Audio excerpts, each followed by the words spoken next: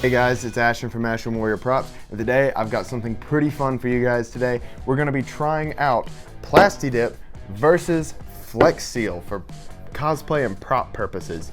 Now, the idea, I thought about this a year ago when I had seen the Flex Seal commercial, and I was wondering, hey, it kind of reminds me of Plastidip. Would it work for cosplay and props? I had never touched it before the other day. I was actually working on something with a friend of mine, and he had some Flex Seal. I'm like, do you mind if I shoot that on a piece of your floor mat over there? I just kind of want to see what it does.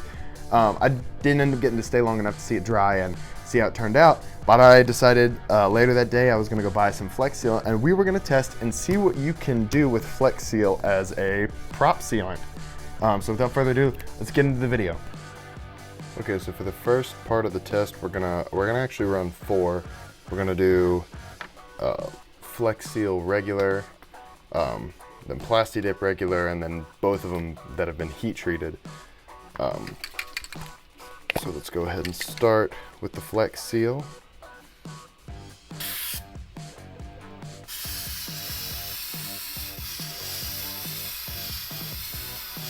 And the first thing you can already notice is it's got much more of a bumpy texture than the Plastidip. Let me see if I can move a little bit.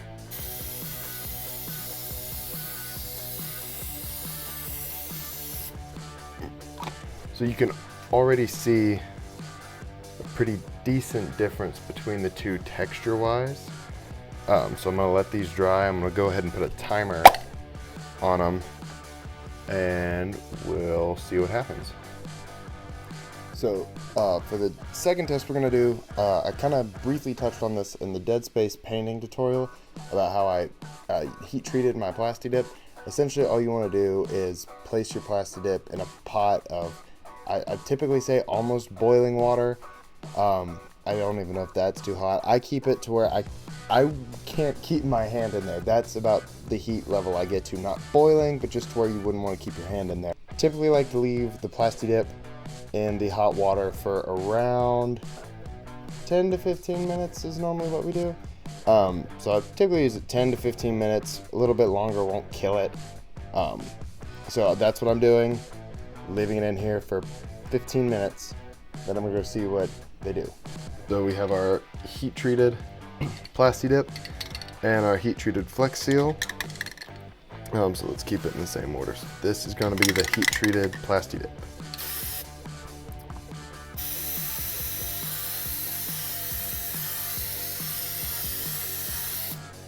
You can already see, like, compared to the previous Plastidip, this is a lot smoother than that just because of the heat treatment.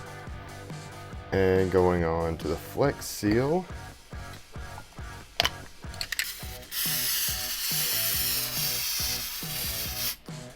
Now that's actually, it's kind of hard to notice compared to the original. It's still bumpy, but if you look closely enough, it looks more like a rusty metal. It's very organic's not the right word, but it's got a very stony and rusted metal finish to it, almost kind of like something in Fallout. That's what I'm getting. I'm getting very heavy Fallout vibes from that. All right, so we're gonna leave it here and see what it looks like after it dries. Okay, so now that we're looking at these a little bit closer, the first thing you'll notice between the Plastidips, this same thing, just unheated. It still has a texture, very porous texture to it.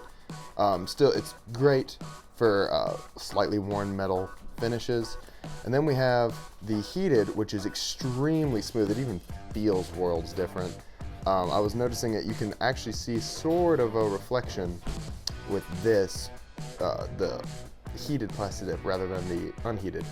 And then the most interesting portion of this entire experiment was the unheated Flex Seal. This is such a cool look to me. The practicality of it can vary. I'd had a couple people look at it last night as well when I was recording. This would be really good if you made like 2mm like foam zombie flesh. Like it's an extremely cool look. I'm really excited to play around with paints with this. But as you can see, it's still very porous, bubbly, and rough texture. It's like, and all this, like it bubbled when you spray it. It was probably my fault for going on a little too thick. It comes out really thick even with light passes. But it's still a really cool look. I really like how that one turned out. And then my favorite was the heated Flex Seal, which it turned out really strong too. And like, I'm just fascinated with how this turned out. It looks very, I'd heard pig iron for both of these, pig iron or like rusty steel, rusty metal. Like this could be used for just about any sort of like post-apocalyptic texture for an armor. Either way, this turned out, like both of these turned out really cool, and I'm excited to see what I can put them to use for. Just right off the bat before I get into painting, my idea for this is trying to give it like a stony look, like try to do something, give it like some sort of like organic stone or rusty something look. Like metal that it like, I happened to be playing New Vegas last night, so like the B-29 that had been sitting at the bottom of a lake for years upon years, that would be a good texture for something mimicking that. But let's get into painting them, and then we will finalize this review and see what the pros and cons for each were. Alright, so I've given them each very different paint jobs just to talk about what you could do with each. All in all, I didn't think the Flex Seal would be as cool as it was, but this is honestly like one of the coolest textures I've gotten out of like a piece of foam. So what I did was I went over it with a light metallic and did a light rust texture, and then just polished it off with a little bit of a rub and buff.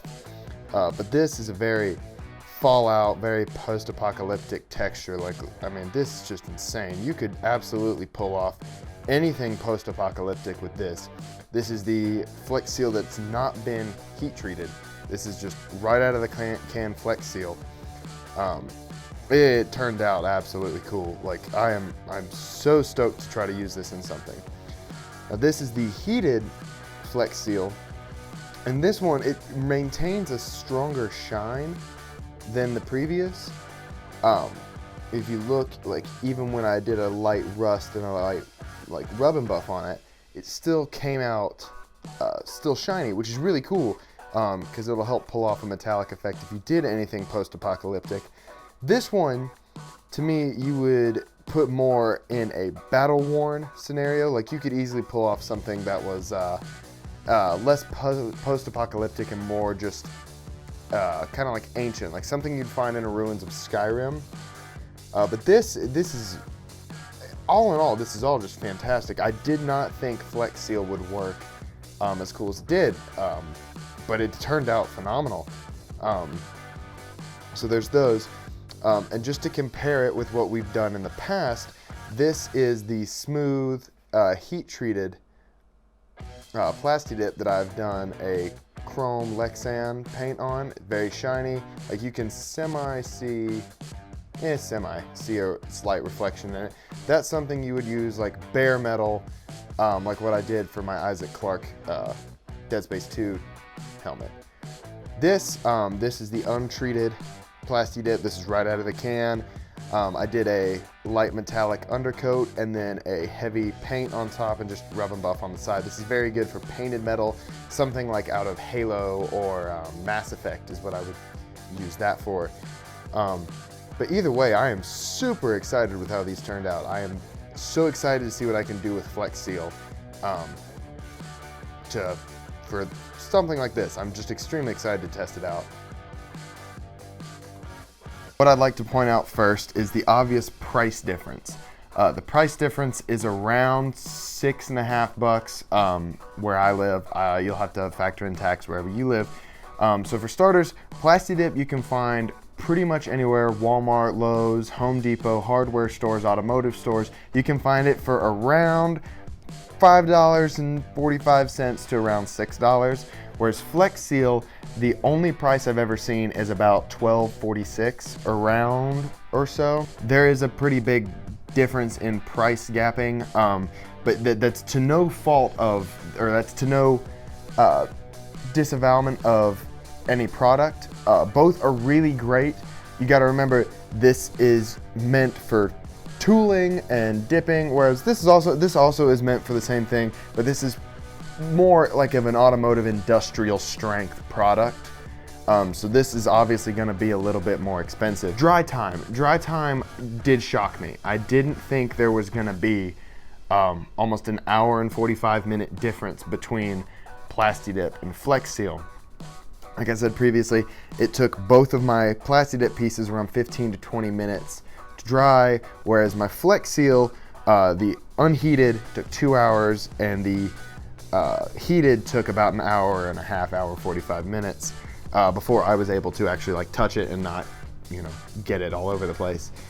So dry time is a big factor. If you're trying to do something in a hurry, I would not recommend Flex Seal, just because of the time it takes to dry, and it does take a little bit longer before you can actually put pressure on it. So again, Flex Seal just takes a little bit longer. Texture-wise, rather than being like, you can't, I'd like to say it's like comparing apples and oranges, because again, when you look at stuff like this, you're seeing very different finishes. This is not like asking what's a better sealant, Flex Seal or Plastidip. This is more like asking what's better for a certain texture. They're both essentially a similar product, as in their rubber coating and sealants. Patch bond, seal and repair, as Phil Swift says. So again, they're both rubber-based rubber sealants. Plastidip just happens to take a little bit less to dry, cheaper, easily found. But it gives you two different textures. You can get, when it's heated, it's very smooth. When it's not heated, it's very, it's still relatively smooth, but it has more of like a metal that's been painted kind of texture and finish to it.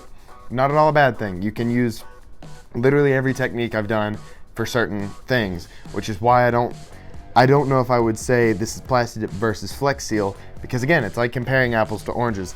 They're great products, but they have their intended uses in the cosplay prop world. For finishes with Flex Seal, again, you get more of a damaged, post-apocalyptic, been left underground for hundreds of years kind of look. Nothing bad about that at all. I am super, like, if I do anything else from Fallout, I am absolutely going to be using Flex Seal. Let's talk about flexibility and paint. So up next, the flexibility of, you know, the Plastidip, it's flexible. It doesn't, I'm not getting cracks, I'm not getting bends. So that's absolutely awesome. Same with the other one, no cracks, no bends. Flex Seal, because it's so thick, after I've laid it like a coat on it and I go to bend this, even though it's HD foam, which already holds shape really well, once I've bent something, it's staying there. Like that Flex Seal, once it grips on and you bend it, it's going to hold that shape, even if you're using regular floor mat foam. So I'm like, that's pretty cool. Like, I mean, it's standing on its own, and I didn't put a whole lot of pressure on it. But it's still very flexible. There's not a whole lot of stretching and like, expanding and popping bubbles on it. Very sturdy, very strong materials. Thickness wise, I did the same amount of coats per each. I tried to do the same amount of spray, which is, it's very different, the two products, because Plastidip, you can lightly hold and go over it, and it's just gonna lightly hold and go over it. Whereas Flex Seal, I barely gripped it and it was on there. It's again, it's very much liquid rubber in a can. And that's not a bad thing. I'm not knocking that. It's very, very good thing for what I was going for with these two paint differences. So all in all, there is, I don't know if I'm comfortable calling the video a Plastidip versus Flex Seal, of more as, I don't know. This is a very, very cool experiment. I'd love to see what you guys can do with it. If you go and use Flex Seal on a cosplay or prop, please show it to me on Instagram, because I would absolutely love to see what more talented artists than myself can do with this kind of texture, because this was just a simple like 5-minute paint job. But I am super excited about this. That's about it for today. Again, just to relapse, you want to do a lot of damage, use Flex Sail.